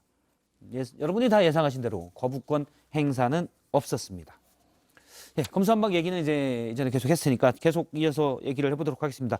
정우영 후보자 얘기를 할 텐데요. 오늘 그러니까 여러 의혹이 있는데 또 능력도 그렇게 탁월하지 않은 것 같은데 보건복지부 장관 후보자가 됐다. 혹시 윤석열 당선인의 오랜 친구, 이른바 40년 지기 때문이 아니냐라는 의혹이 있었거든요. 여기에 대한 얘기를 잠깐 들어보도록 하겠습니다. 결론적으로 말씀드리면 40년 지기라는 말은 아니다라고 정우영 후보자가 얘기했습니다. 잠깐 그 발언 들어보겠습니다. 그런데 왜 이런 후보자로 윤석열 당선인은 지명했을까요? 정말 40년 지기 맞습니까? 40년 직이라는 말은 잘못된 말입니다. 그럼 몇 번이나 만났습니까? 아마 대구에 발령받고 와서 1년에 뭐 한 두어 번씩 그렇게 만났을 겁니다. 예, 그런 좀 친분이 있네요. 그러니까 40년 직위는 아니죠. 국민의힘에 있는 분들도 자진 사퇴해야 한다라는 목소리 나오는 거 들으셨죠? 네, 어떤 생각이 드셨습니까? 네, 참 안타까운 심정입니다. 그럼에도 불구하고 장관 후보자 자리를 고수하는 이유는 뭡니까? 그렇게 제기된 의혹들에도 불구하고 제가 도덕적으로나 윤리적으로나 문제될 것이 없다고 제가 생각하기 때문에 그렇습니다. 국민 눈높이에 맞다고 지금 생각하신다는 겁니까? 국민의 눈높이에는 제가 부합하지 못한다면은 대단히 국민의 죄송하게 눈높이에 부합하지 않는데 그게 어떻게 도덕적 윤리적으로 맞다고 말씀하실 수 있죠? 네, 국민과는 무관하게 하실 겁니까? 장관으로서? 아들의 그 입시 비리에 대해 의혹에 대해서도 잘 알고 계시죠? 네. 스펙은 17, 18년 동일한 점수입니다. 달라진 거라고는 자기 기술서밖에는 없습니다. 네. 그런데 점수 차이를 봤더니 최소 40점 정도 차이가 나더군요. 제가 입학에 관여하지 않았기 때문에 알 수가 없습니다. 그리고 저는 이 이야기는 오늘도 처음 듣는 이야기가 되겠습니다. 예, 일단 고민정 의원이 앞서 박원석 의원님이 얘기하신 거 그대로 얘기했네요. 국민의 눈높이에 부합하지 않는데 어떻게 도덕적 윤리적으로 맞다고 보느냐라는 얘기를 했었고요. 일단 40년 지기에 대해서는 본인은 40년 지기가 아니다. 1년에 한두 번인데 사실 저도 40년 지기가 있는데 한 2년에 한두 번씩 보거든요. 친하면 2년에 한 번씩 봐도 충분하지 않습니까? 예, 그런 부분이 있고 40년 지기가 처음 나온 건 원래 영남일보 인터뷰였습니다. 지난 3월에 이때는 정우영 후보자가 등장하기 전이고 윤석열 후보 당선인이 등장했을 때 아는 사람으로서 했는데 40년 지기라는 표현은 해당 기사에서 나왔고요. 정 후보자의 정확한 워딩은 40년을 한결같은 친구. 어릴 적부터 식사라도 할 때면 늘 먼저 계산을 하려 했다라는 게 이제 정 후보자의 얘기입니다. 오늘 청문회 과정에서 나왔을 때 이제 본인이 그렇게 다 안다는 것이 아니라 중간에 있는 지인을 통해서 들었던 얘기까지 섞어서 언급을 하더라고요. 그러니까 본인이 1년에 한 2번 정도 대구로 이제 발령을 받고 왔을 때 만났던 정도다. 그렇게 40년 지기처럼 가까운 관계 때문에 여러 의혹에도 불구하고 임명을 강행하려고 했던 수준 아니면은 여기에 대해서 검증을 좀 소홀히 하면서까지 보건복지부 장관 후보자에 내정한 것 아니다. 이런 해명들을 하고 있었던 것 같습니다. 그렇군요. 하지만 그러니까 40년을 한결같이라는 표현에 있어서 한결같이는 일부 주변 지인들의 여러 전원을 넣은 사람들의- 거고 본인은 예를 들어 1983년, 예. 96년, 뭐 2015년 이렇게 몇 가끔 번을 하는 거다. 가끔 만났던 관계 정도였던 거를 그 당시 이제 보통 대통령이 당선되거나 아니면 유력한 후보 시절이 되면 주변에 있는 사람들이 좋은 내용들을 담아내서 쓰기 위해서 많은 네. 내용들을 하지 않습니까? 근데 그 40년 한결같다 그러면서 어릴 적부터 식사라도 할 때면 늘 먼저 계산하려고 했다. 이거는 뭐 윤석열 당선인이 아는 주변 사람들을 얘기를 들어봐도 누구나 다 아는 내용이거든요. 예. 그러니까 마지막 윤석열 당선인이 검찰총장 부임하던 시절 그 예전에 있었을 때 결혼하기 전까지 재산이 굉장히 적었는데 많은 주변의 사람들에게 넉넉하게 베풀었던 건 익히 알려진 얘기거든요. 다만 이게 마지막 의혹들이 막 이것저것 터져나오기 시작하면서 관계에 관한 얘기들이 증폭됐던 건데 그 칼럼에서 본인이 썼던 문제는 있다고 솔직하게 시인하는 것이 맞다고 봅니다. 왜냐하면 40년 지기가 강조되는 건 능력이 없는데 친해서 된 것 아니냐. 아니, 라는 그런 부분 경우가 너무 때문이거든요. 많으니까 지금 안보실장 같은 경우도 초등학교 동창이고 경호처장 같은 경우는 고등학교 1년 선배고 행안부 장관 같은 경우는 고등학교, 대학교 또 후배고 그런 데다가 이분도 지금 경북대 의대에 병원장을 했다는 것 말고는 딱히 공직을 해본 경험이 없는데 심지어 경북대가 이 당시에 경영평가, 부패 지수 등에서 다른 대학보다 좋은 점수를 받은 것도 아니에요. 어느 점에서도 보건과 특히 복지 분야에 대해서는 전혀 아는 것이 없는 분인데 임명이 갑자기 덜컥 됐다. 그럼 뭐 저희가 이제 미루어 짐작하는 건데 여기부터는 제가 그냥 지어내는 얘기지만 내가 그 사람 술 많이 먹어봤는데 좋은 사람이야. 이런 평가들이 같이 포함되지 않았더라면 하루 만에 아무런 검증도 제대로 거치지 않고 갑자기 장관 후보자로 덜컥 들어와서 이 자리까지 올라섰겠냐. 아니 저도 보좌관 해봤지만 이런 정도 되면요. 기초 리스트 검사에서 아드님이 경북대를 다니세요? 이러면 거기부터 안 됩니다. 이걸 어떻게 통과를 시키겠다고 하는 거냐라는 얘기가 당연히 나왔을 텐데 이런 전체가 안 됐다라고 하는 것은 당선자가 처음 시작할 무렵에 이 사람 괜찮은 사람이라는 보증을 해준 전제가 깔려있지 않고서는 이렇게 검증을 통과할 수는 저는 없었다고 봅니다. 그게 합리적인 추정이라는 말씀이시죠? 저한테 왜 바로 그걸 넘기세요? 저는 저 김성애 소장님의 의견에 뭐 120% 동의한다. 저희 이정민 PD가 전체적으로 보고 있다가 강성철 교수님에게 바로 그걸 넘기시죠? 그러면 답이 나올 것 같습니다. 라고 얘기를 굉장히 해서. 센스 있는 PD 분이시네요. 예, 우리 이 PD가 센스 있습니다. 저는 하여튼 동감을 하고요. 이분이 이렇게 청문회 자리에 온 거조차 저는 잘못됐다고 봐요. 그 전에 본인이 거취를 결정했던 것이 맞았다. 당선인에게 너무 큰 부담을 주고 있다라는 생각이 듭니다. 그냥 저랑 방송이나 하시게요. 뭐 자리 같은 거 너무 생각하지 마시고 예. 떳떳하게 말씀하세요. 자신 있게. 알겠습니다. 저는 따져봐야 될 문제들이 있습니다. 이제는 전 정호영 후보자의 그 낭만은 거의 뭐 이제 그 정해진 기정사실이라고 보고 본인이 아무리 저걸 버티려고 해도 버틸 재간이 없다. 왜냐하면 국민의힘이 방어를 안 해줍니다. 그러니까 여야 합의로 청문 보고서 불채택이에요. 그런 후보자가 설사 아무리 우기고 또 당선인을 믿고 또 계속 간다 하더라도 장관으로서 직무 수행이 불가능하다 이렇게 예. 보고요. 다만 이 대목에서 꼭 짚어야 될 거는 앞서 이제 김성애 소장도 얘기를 했지만 도대체 저분이 갑자기 보건복지부 장관 후보자로 지명된 맥락이 뭐냐. 누가 봐도 복지 분야 전문가는 아니고 보건 분야에서도 뚜렷한 실적이 없고 그야말로 40년 지기 혹은 술친구라는 그 배경밖에 없는 데다가 부실 검증 문제가 심각하죠. 그것은 비단 정호영 후보자뿐만 아니라 여러 후보자들이 이 문제는 두고 앞으로 윤석열 정부의 인사에 저는 큰 걸림돌이 될 거라고 봅니다. 오늘 뭐 청문회에서 약간 정 후보자가 당황도 했던 것 같아요. 그러니까 처조카의 경북대 취업 때 당시 뭐 면접 심사위원으로 들어갔다는 걸 하면서 혹시 이모부 찬스 아니냐? 그 처의 형제가 어떻게 되냐? 한 명인가? 아마 이렇게 해가지고 논란이 된 처갓집과 친하지 않다. 근데 배우자의 형제자매를 모른다는 것은 사실은 있기 힘든 얘기인데 지금 저 세 번째 나오죠. 처조카 경북대병원 처형에서 심사위원도 들어간 부분에서 처가의 형제자매 숫자를 처음에 헷갈려 하셔가지고 논란이 된 바가 있습니다. 자, 그러면 오늘 다른 분 오늘 스스로 자진사퇴하신 분입니다. 김인철 사회부총리 겸 교육부 장관 후보자가 물러나겠다라고 했는데요. 그 얘기 잠깐 김 후보자의 얘기 들어보겠습니다. 저는 오늘 부총리 겸 장관 후보직을 사퇴합니다. 많이 부족했습니다. 어떤 해명도 변명도 하지 않습니다. 모두 저의 불찰이고 잘못이었습니다. 제가 오늘 일체 질의응답을 받지 않기로 하였습니다. 그래서 제가 지나가는 길에 마지막 품격을 지킬 수 있도록 그렇게 협조해 주시기 바랍니다. 여러분 감사합니다.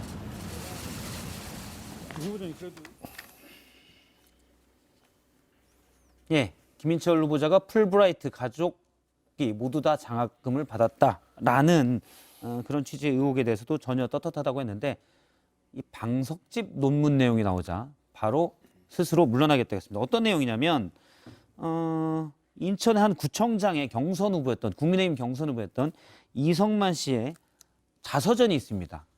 몇 달 전에 낸 자서전인데 이 내용이 있어요. 나는 최종 논문 심사를 광화문 한식집에서 땡땡땡 일명 방석집이라고 불리는 곳에서 받았다. 주인 마담이 문구에 그대로 있는 내용입니다. 자서전에. 최종 심사를 이곳에서 하면 어떻겠냐. 그러자 김인철 지도교수가 승낙했다. 논문 심사를 제가 박사과정 논문 심사를 어디서 하나 봤더니 뭐 회의실이나 이런 데서 하는데 방석집에서 논문 심사를 한 겁니다. 그리고 논문 심사를 나중에 했는데요. 주심 교수가 이성만 박사 술 한 잔 받게 호칭을 박사라고 하는 순간 논문 심사 통과됐습니다. 그러면서 이성만 씨가 그때 나는 논문 심사가 통과된 줄 알았다라는 표현이 나오고요. 그러자 이 책에 그대로 나온 내용입니다. 저도 읽기에 참 뻘쭘해가지고 아가씨들과 마담도 마치 자신들의 일인 양 기뻐했다. 뒷부분은 설인동 일대에서 새벽 3시까지 술을 먹었고 이 내용은 외대에서 회자되고 있다라는 내용까지 나왔습니다. 이게 이제 결정타로 제가 봐도 저는 박사가 아니고 혹시 박사가 계십니까? 박사신가요? 가능한가요? 있었던 인근 학교에 있었기 때문에 예. 이게 꽤 오래전의 일인 것 같은데요. 그러니까 박사 논문 심사를 보통 학교에서 첫 번째를 하고 그 다음은 심사 교수들이 모여서 저 같은 경우는 보통 조찬 교수들이 이제 바쁘기 때문에 예. 조찬 식당 같은 데를 빌려서 그 아침 시간을 이용해서 하든가 이렇게 하게 되는데 저녁에 방석집에서 했다는 건 듣도 보도 못한 일이고 예. 아무리 옛날 일이었다는 것들을 감안하더라도 국민 상식에 맞지가 않는 일이죠. 이게 지금 게다가 99년인가 그랬던 걸로 기억을 90년대 하는데. 후반으로 예. 저도 확인을 했습니다. 근데 이제 다른 후보자도 아니고 교육부 장관, 사회부총리 후보자이기 때문에 이런 일들에 같이 연결이 되는 순간 도덕성뿐 아니라 직무 역량에도 커다란 타격을 입을 수밖에 없어서 아마 이 일이 발목을 잡은 게 아닌가 싶고 이 자서전 내용이 이분은 아마 김인철 후보자를 비판하거나 디스하려고 자서전을 쓴 거는 아닌 것 같은데 예전에 왜 홍준표 예, 후보가 자서전. 자서전에 돼지발정제 비슷한 얘기를 썼다가 이게 본인한테 다시 되돌아오는 것처럼 이 글 하나가 결국은 엄청난 파장을 낳게 된 상황인 것 같습니다. 이성만 씨는 박사죠. 이성만 박사는 인천 연수구청장 경선 후보가 된 후보였지만 저는 이게 정말 놀라운 되진 게 않았습니다. 앞으로도 되기 쉽지 않을 것 같긴 하고요. 예. 아니 방석집에 갔다는 것을 사적인 자리에서 말하는 것도 아니고 자서전에다가 써놓고 이것을 또 인터뷰하는 용기까지는 어떻게 만들어지는 건지 그 과정이 그러니까 그 윤리의식의 부재함 자신의 박사가 이렇게 해서 통과됐다는 것이 자랑거리라고 생각하는 것이 일단 놀랍고요. 이것이 지금 딱 한 번 있었던 일이냐라는 점이 저는 더 의심이 갑니다. 이분이 왜 지금 이 사퇴를 갑자기 하셨는지를 포함해서 정말 부끄럽다는 말 외에는 뭐 별로 다른 말이 생각이 나질 않네요. 예. 한 가지 제가 좀 안심할 수 있는 건 이 내용이 되게 유명한 일화로 외대에서 회자됐다라는 건 사실 이 내용이 흔한 일은 아니다라는 또 하나의 방증이기 때문에 박사가 그래도 그렇게 다 방석집에서 얻는 건 아니구나라는 걸 안심하게 됩니다. 이 방석집에 대한 주의적인 표현이 있을 것 같아서 예. 책을 보면 방석이 두껍게 쌓여 있어서 방석집이라는 별칭이 있다고 뭐 얘기를 하는데 아무튼 전체적인 내용을 예전에 보면 뭐 고급 요정집 같은 분위기가 아닐까라는 걸로 저도 그러니까 여러 예측을 상상을 해봅니다. 하게 되는데 아니, 뭐 더 상상할 게 없는 게 여기 본문에 아가씨들과 마담도 마치 자신들의 일인 양 기뻐하며 선술집으로 자리를 옮겨 새벽 3시가 되도록 함께 축하해 주었다라고 했으니까요. 예, 네. 정상적인 한정식집으로 보이진 않네요. 예. 무슨 말을 하겠습니까? 알겠습니다. 네. 혹시 무슨 여당 편을 하기 어렵다. 하여튼 박사 아니길 다행이다. 그런 예. 식으로 말씀드립니다. 알겠습니다. 그러면 이제 정치권에 쏟아진 말들 그렇게 박사는 아니시죠? 예. 아 예. 박사학위 다 끝나고 나서 교수님들이랑 술을 먹긴 했습니다만 예. 논문 논문 심사는 심사는 제대로 났죠. 해야죠. 네. 예, 알겠습니다. 정치권에 쏟아진 말들 나머지 정리해봤습니다. 강정아 아나운서의 썰픽입니다. 썰팩입니다. 자, 3위 보죠. 상황은 종료됐다. 문재인 대통령이 임기 내 마지막 특별 사면을 단행하지 않는 쪽으로 가닥을 잡은 모양새입니다. 청와대 관계자에 따르면 사면 관련해 더 여지가 없다. 상황은 종료됐다라고 전해지는데요. 사면 대상으로 거론된 인물들에 대한 부정적인 여론 때문인지 국민 공감대라는 사면 기준에 적절치 않다는 결론을 내린 것으로 보입니다. 2위 보시죠. 재집권하면 청와대 컴백. 더불어민주당 송영길 전 대표가 한 언론과 인터뷰에서 민주당이 재집권하면 청와대로 다시 돌아가겠다라고 했습니다. 국민은 임대인, 정권은 임차인이라면서 임차인이 임대인의 동의 없이 마음대로 집을 고치면 임대 기간이 종료될 때 임대인이 원상 회복을 명령하게 되는 것과 같은 논리라고 했습니다. 이렇게 되면 정권이 바뀔 때마다 대통령 집무실도 왔다 갔다 하는 걸까요? 마지막으로 이리 보시죠. 국정과제에서 빠진 여가부 폐지. 인수위는 오늘 윤석열 정부가 5년 동안 추진할 국정과제를 발표했습니다. 그런데 2대남을 공략했던 핵심 공약이죠. 여가부 폐지는 빠졌습니다. 대선 이후 폐지 반대 목소리가 커지자 윤 당선인은 다시 한번 공약 추진 의지를 드러내기도 했었죠. 여가부 폐지는 그때는 뭐 공약인데 그러면 뭐 내가 선거 때 국민들한테 거짓말하라는 얘기입니까? 인수위는 새 정부 출범 이후로 논의를 미루겠다라고 했습니다. 일단은 지금 현재 정부 조직을 그대로 물려받고 운영을 하면서 실제로 저희들이 어떤 문제가 있는지 어떻게 하면 정말 국민을 위해서 더 좋은 개편안이 마련될 수 있는지를 점검하는 그런 기간으로 삼겠다는 그런 의도였었고요. 일각에서는 지방선거를 앞두고 여심호소용이라는 분석도 나오고 있습니다. 여러분의 생각은요? 여러분이 픽한 오늘의 썰 무엇인가요? 예, 강정 아나운서가 세 가지 뉴스를 소개했는데요. 잠깐 김성현 소장님이 먼저 한마디 해주시겠습니까? 저는 1번 국정과제에서 빠진 여가부 폐지를 꼽았습니다.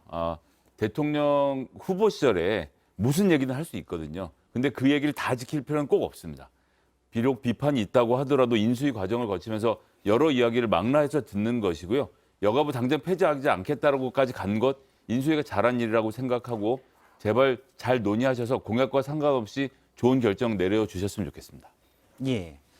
다른 의견, 김병민 비대위원님도 하나 고르셔서 말씀을 하시면. 네, 저는 2번 고를까요? 재집권하면 청와대 컴백이라고 얘기했던 송영길 대표가 서울시장 선거에 나서긴 했는데 지금 하고 있는 일련의 모습을 보게 되면 약간 선거 대선 불복 같은 느낌을 주기가 어렵습니다. 아, 그래요? 이재명 후보를 지키겠다. 그리고 윤석열 당선인이 하고 있는 많은 일들을 이제 아직 임기 시작도 하지 않았는데 재집권하면 돌려놓겠다. 이런 방식으로 얘기를 하고 있거든요.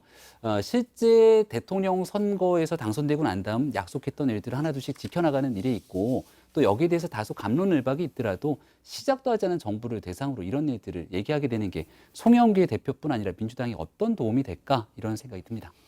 예. 전 두 가지 다 해서 한마디씩만 예. 짧게 말씀을 드리면 여가부 폐지를 좀 신중하게 검토하겠다고 결정한 건 잘한 것 같습니다.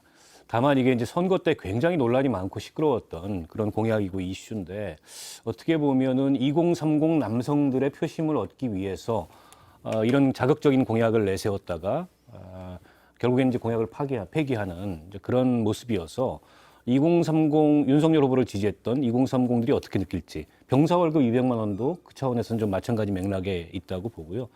그래서 2030들을 지나치게 선거로 소비하는 거 아니냐, 특히 남성들을. 이런 문제 제기를 하고 싶고 송영길 대표는 간혹 가다가 불필요한 말씀, 쓸데없는 얘기를 많이 하시는데 전혀 쓸데없는 얘기입니다. 왜냐하면 지금 용산으로 집무실 이전하는 것에 대한 반대 핵심은 너무 서둘러서 졸속으로 결정하고 그 과정에서 국가 안보의 공백이나 이런 게 있을 거에 대한 우려지 지금 현재 청와대 시스템이 좋다는 게 아니거든요. 근데 뭐 지금 이제 이 취임식 앞두고 있는데 아무리 이분이 선거에 나와서 지금 여러 가지 표를 얻기 위해서 노력을 한다지만 전혀 지금 상황에서 맥락도 안 맞고 불필요한 이런 얘기를 왜 하실까 안타깝습니다. 저는 바람이 있다면 송영길 대표가 계속 힘내셔가지고 이런 얘기 자주 하셨으면 좋겠다. 그러면 지방선거에 큰 도움이 될 것이다 라고 말씀드립니다. 예, 알겠습니다. 여가부 폐지는 일단 근데 지방선거 이후에 또 어떻게 될지는 모를 것 같아요. 여성 표심 때문에 눈치를 보는 걸 수도 있어서 그것도 또 따져봐야 될 것 같고요. 알겠습니다. 오늘 네 분 말씀 여기까지 듣겠습니다. 고맙습니다. 3시엔 뭐 하죠? 이제는 3시.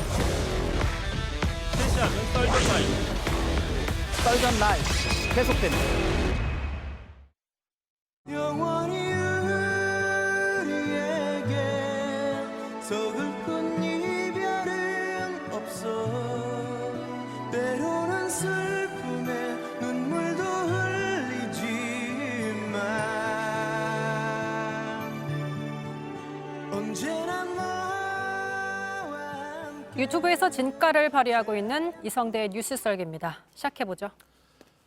자, 4시엔 뉴스 썰기입니다. 자, 오늘 준비한 재료 바로 보겠습니다. 그래서 현금을 걸고 포커를 치면은 이게 도박입니까? 게임입니까? 넓게 보면 게임이라고 생각합니다. 제가 항상 손발이 차고 막 그랬었는데 그냥 하트표면 탁 잡으면 혈액순환이 쫙 되는 게 도박이 뭐 나쁜 건가? 인생이 다 도박이지. 자, 넓게 보면 비로소 보이는 것들. 어떤 책이 좀 생각나기도 하는데 자, 어제 청문회 장면, 오늘까지 화제가 되는 발언을 가져오셨네요. 네, 그렇습니다. 박진 외교부 장관 후보자였죠. 장남이 해외 메이저 도박 사이트를 운영하는 게 아니냐, 이런 의혹에 대해서 해명하는 과정에서 한 이야기입니다. 자, 돈을 걸고 온라인 포커를 치면 도박이냐 게임이냐, 상당히 뭐 존재론적 질문과 비슷한데 강 앵커 어떻게 생각하세요? 도박입니까? 게임입니까? 청문회 장면을 보면 저희가 알 수 있지 않을까요? 당연히 뭐 이렇게 볼 수 있는 거죠. 그러니까 도박과 게임의 차이, 돈을 거느냐 안 거느냐, 뭐 이렇게 보면은 바로 답이 나올 수밖에 없죠. 네, 어려운 질문이 아닌데 아들이 불법입니다. 불법 도박 사이트를 운영하는 게 아니라고 해명하면서 너무 나간 해명이다. 이런 논란이 일고 있죠. 그렇습니다. 아무리 넓게 보더라도 넓게 보더라도 불법이 합법이 될 수 있느냐, 결국 이런 비판인 거죠. 들어보겠습니다. 네티즌들은 마약상은 넓게 보면 제약회사에 해당되는지, 그다음에 불법 사채업자도 넓게 보면 금융업에 해당되는지 계속 다 질문을 하고 있는데요. 자, 말씀드린 것처럼 아무리 넓게 보더라도 불법이 합법이 될 수 있느냐, 이제 이런 비판이 나오는 거죠. 자, 어떻게 보면 인식의 지평을 여는 발언, 뭐 대안적 팩트라고도 하지 않습니까? 네. 그러다 보니까 오늘 온종일 인터넷상에서도 화제가 되고 있습니다. 뭐 의미의 확장 사례라고 제가 제목을 달아봤는데요. 자, 보신 것처럼 불륜도 그렇게 따지면 사랑인 거냐? 내로남불이잖아요. 자, 사랑한 게 죄는 아니잖아. 예, 죄는 아니지만 불륜은 죄가 될 수가 있죠. 네. 자, 친일도 넓게 보면 외교인 거냐? 보이스피싱도 넓게 보면 안부 전화다. 그럼 건진법사도 넓게 보면 전략가느냐? 뭐 방석집도 넓게 보면 학교 연구실일 수도 있는 거고요. 어떻게 볼까요, 또? 자, 뉴스 썰기도 넓게 보면 요리 프로그램이다. 이렇게 볼 수도 있고, 자, 우리 사이도 넓게 보면 커플이죠. 네, 알겠습니다. 자, 결국 이렇게 논란이 되지 않습니까? 논란이 되니까 오후에는 박진 후보자도 한 발짝 물러났는데 계속 보시겠습니다. 지지 포커가 국내법상 이게 불법 도박에 해당됩니까? 안 됩니까? 다시 한번 좀 확인을 해 주시죠. 네, 뭐 현금을 걸고 인터넷 도박을 한다면 문제가 있어 보입니다. 자, 오늘도 인사청문회가 이어지는데 다른 후보자로 이제 넓혀보도록 하겠습니다. 눈에 띄는 장면들도 있었잖아요. 네, 그렇습니다. 일단 넓혀보면 또 모순이 보이는 대답들이 있었어요. 바로 한덕수 국무총리 후보자였는데요. 자, 여당 의원의 질문에 거침없이 답변을 합니다. 먼저 들어보시죠. 저출생 문제는 페미니즘 탓이며 건전한 이성교제를 막는다. 후보자는 어떻게 생각하십니까? 현명한 국민의 다수의 생각이라고 생각하지 않습니다. 맞습니다. 예. 또 이런 말도 우리 사회 갈등을 부추겼던 말입니다. 대구 코로나 확산, 대구 아닌 다른 곳에서 일어났다면 밀런이 일어났을 것이다. 저는 바람직하지 않다고 생각합니다만. 자, 강병원 의원이 인용한 저런 질문들 어디서 많이 들어본 좀 익숙한 질문 아닌가요? 맞습니다. 자, 강병원 의원의 질문은 윤당선이 후보 시절에 했던 발언인 것으로 알고 있는데 당시에 논란이 좀 일었었죠. 근데 한 후보자 역시 여기에 문제가 있다. 다수 지혜로운 국민들의 생각이 아닐 것이다라고 소신껏 대답을 했네요. 그래서 좀 이례적인 장면이죠. 일반적으로 이런 자리에서는요, 대신 해명을 해주거든요. 그 뜻이 그게 아니다라고 해명을 해주는데 저렇게 소신껏 대답을 하는 모습 좀 이례적이라는 분석이 나왔는데, 하지만 이게 소신이 아니라 발언자가 저 발언을 했던 게 누군지 몰랐다가 뒤늦게 파악을 하고 바꿨을 가능성이 있다라는 그런 가능성도 나오고 있습니다. 왜 그런지 한번 다시 보시죠.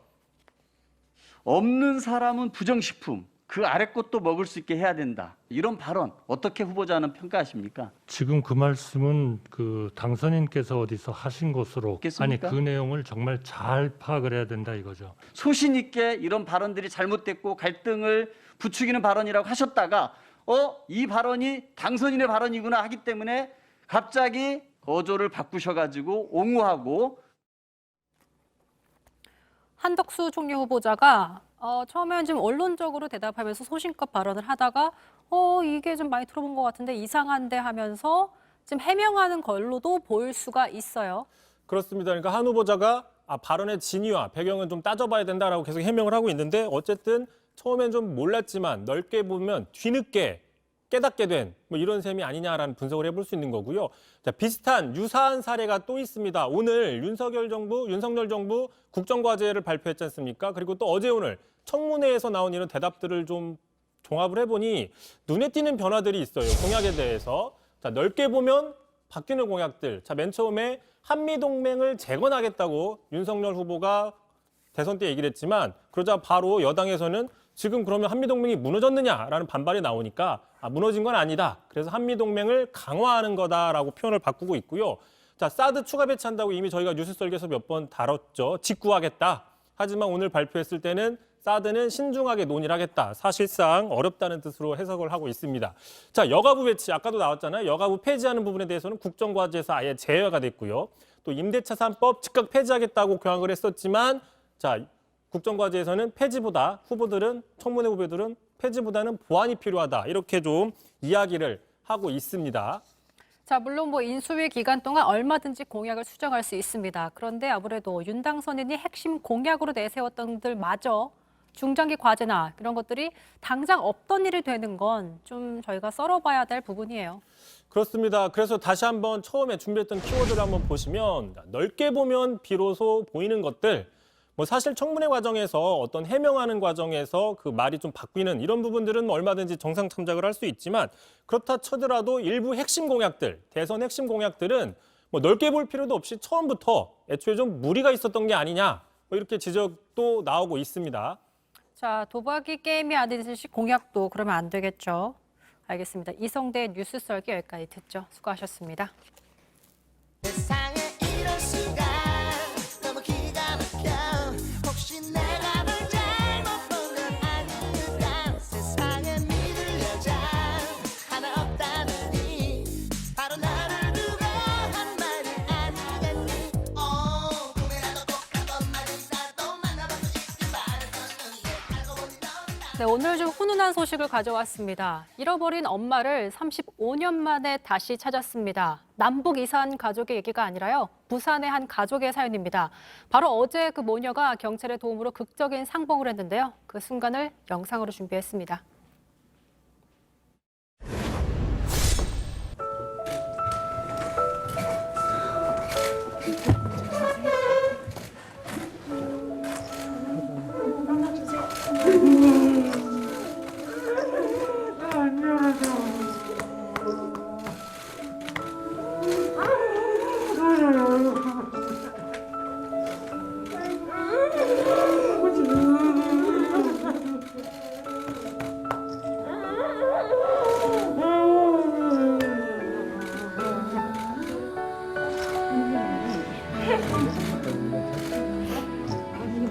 맞아. 네, 맞아.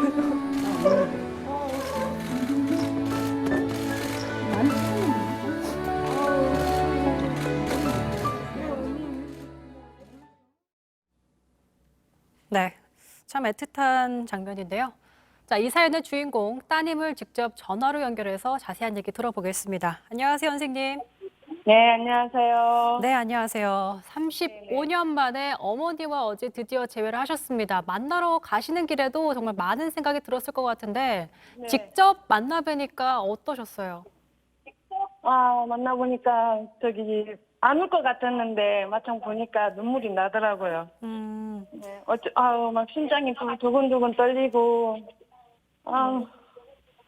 아무튼 뭐라고 말해야 될지 모르겠어요. 네, 목소리에서 얼마나 기뻤는지 그 감정이 느껴지는데 들어가자마자 딱 어머니구나라는 걸 좀 느끼셨어요? 보이셨나요? 네네네. 생각했던 것보다 연세가 너무 많으셔가지고 너무 놀랐어요.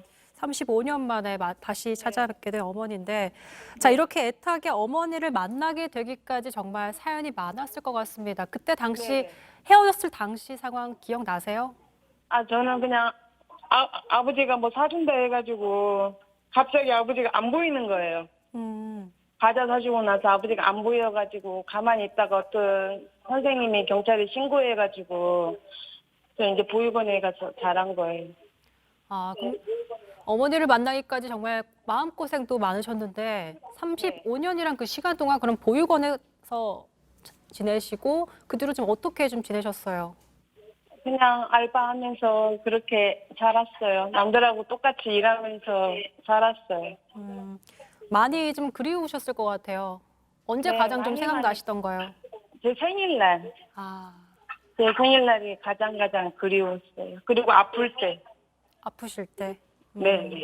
그래도 어딘가 어머니와 아버지가 계시겠다라는 생각 항상 하시면서 기다리신 거죠? 네네. 항상 이름을 항상 기억하고 있었어요. 부모님 이름. 네.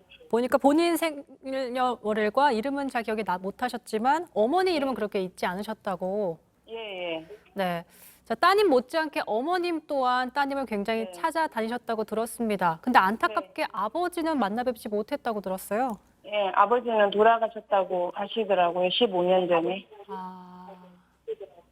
정말 아쉬우실 것 같은데. 네네. 자, 35년 만에 그렇다면 가족을 찾기 위해서 경찰서를 찾으셨는데 어떤 계기로 그런 결심을 또 하게 되신 걸까요? 아니 이제 유전자 등록 그거 하는 걸 알고 있었는데 이제 그게 살다 보니까 못 해가지고 설날 때 제가 갔거든요. 네. 그래서 한번 가서 해보자. 뭐 그쪽도 저를 보고 싶으면 등록을 해놨지 않았을까 하고 갔는데 이렇게 연락이 빨리 될 줄은 진짜 몰랐어요. 처음에 이제 경찰에서 찾았다고 전화 왔을 때 그때는 또 기분이 어떠셨어요? 그냥 울었어요. 그냥 감사합니다 그 말밖에 안 했어요. 그럼 경찰의 도움으로 어쨌든 이렇게 극적인 상봉을 하셨는데 어제 그 상봉했던 자리에 언니와 남동생도 함께 계셨다고 들었어요. 예. 네. 좀 알아보시겠던가요? 아니요. 전혀 못 알아보겠더라고. 하나도 못 알아보겠더라고. 만나셨을 때 첫 만남 했을 때 어떤 얘기들을 좀 하셨어요? 엄마한테 그냥 보고 싶었다고, 너무너무 보고 싶었다고. 너무너무 보고 싶다. 그 말밖에 안 했고, 언니들한테는 그 말 안 한 거가, 동생한테도, 동생에 대한 기억이 조금 있거든요. 어렸을 때 같이 놀았던 기억. 그래서, 너무너무 보고 싶었다고. 어제 그러면 이렇게 상봉하시고 나서는 어떻게 좀 지내셨어요? 바로 헤어지셨나요? 일 때문에? 예, 이제 밥 한 끼 먹고 헤어졌어요. 다음에 이제 휴가 때 제가 가기로 했거든요. 네.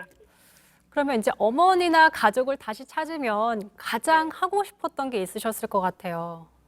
저요? 어머니하고 여행도 가고 싶고, 맛있는 거 먹으러도 가고 싶고, 쇼핑도 하고 싶고, 뭐, 그래요. 휴가 이제 곧 세워서 만나고 싶다고 말씀하셨었는데 언제쯤 좀 예상하고 계세요? 7월 말이나 여름 휴가 때 이제 뭐 7월 말이나 8월 초쯤에요. 그때. 지금 선생님께서 계신 곳이 부산이시고 어머님은 좀 다른 지역에 계신 거죠? 네. 잠깐만 순천. 선생님 이번 주말은 이제 어버이날이에요. 네네. 선생님한테 좀 더 특별한 어버이날이 될 것 같은데 특별히 무슨 계획 같은 거 갖고 계신가요? 제가 찾아가고 싶은데 전화라도 드려서 낳아주셔서 고맙다고 전화 한번 드려야지. 알겠습니다. 자, 말씀하신 대로 이번 주말 좀 시간 내셔서 어머니와 함께 하셨으면 좋겠는데 또 알겠습니다. 또 특별한 어버이날 보내시길 바라겠고요. 즐거운 시간 또 앞으로 보내시길 바라겠습니다. 오늘 인터뷰 응해 주셔서 감사합니다. 네, 수고하세요. 네, 고맙습니다. 네, 오늘 썰전 라이브 여기까지입니다. 계속해서 정치부 회의가 이어지고요. 저는 내일 오후 3시 10분에 다시 찾아뵙겠습니다. 시청해주신 여러분 고맙습니다.